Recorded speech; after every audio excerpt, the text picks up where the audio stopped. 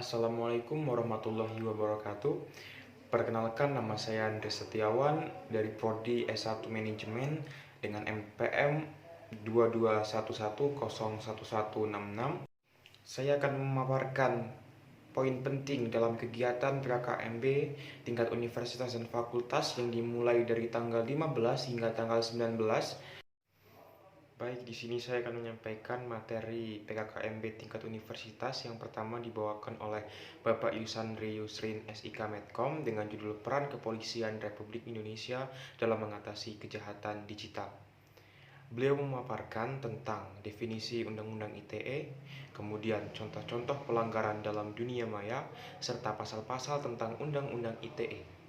Kemudian materi kedua disampaikan oleh Dr. Susetya Herawati ST.MSI dengan judul Pengembangan Karakter Mahasiswa sebagai Intelektual dan Anti Kekerasan, Anti Perundungan. Beliau menyampaikan tentang bullying, bahwa tindakan bullying bisa terjadi di banyak tempat, bahkan di lingkungan terkecil sekalipun di tempat keluarga.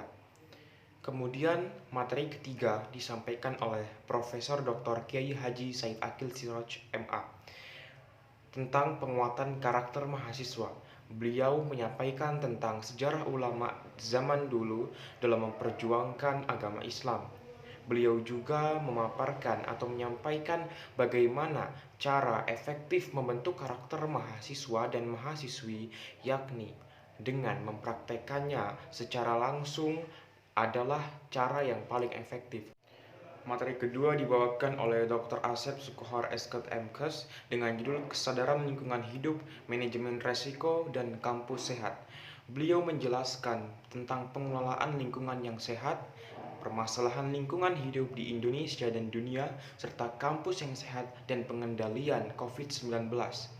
Kemudian materi ketiga pada hari kedua tingkat universitas dibawakan oleh Profesor Dr. Yulianto dengan tema Etika dan Norma Kehidupan Kampus. Beliau memberikan tips bagaimana cara menjadi mahasiswa ideal. Beliau juga menjelaskan tipe-tipe mulai dari study oriented sampai tipe organisasi oriented. Tak hanya itu, beliau juga menjelaskan tentang kekerasan seksual dalam pencegahannya yang sewaktu-waktu terjadi di lingkungan pendidikan atau bahkan di sekitar kita. Kemudian materi keempat dibawakan oleh Dr. Insinyur Suharso PhD dengan judul Perguruan Tinggi di Era Revolusi Industri 4.0 dalam Kehidupan Kampus pada Masa Pandemik, yang memaparkan tentang infrastruktur dan layanan pendukung yang ada di Unila. Serta beliau juga menjelaskan tentang aplikasi yang digunakan bagi seluruh mahasiswa Unila dalam menunjang pembelajaran serta selama di Universitas Lampung. Kemudian materi kelima tentang pengenalan unit kegiatan mahasiswa di tingkat universitas yang dibawakan oleh kakak-kakak organisasi. Kemudian pada tanggal 18 hingga 19 dilaksanakan PKKMB tingkat fakultas dengan materi pertama dibawakan oleh Dr. Erni Hendrawati SMMSI dengan judul Peraturan Akademik dan Plagiarisme, dengan pokok bahasan mengenai tahapan sistem akademik, skill dalam menguasai abad 21, skema kampus mengajar yang dibagi menjadi 8 skema, dan ringkasan singkat tentang siakadu. Beliau juga menyampaikan materi tentang definisi plagiarisme serta kiat-kiat dalam menghindari plagiarisme.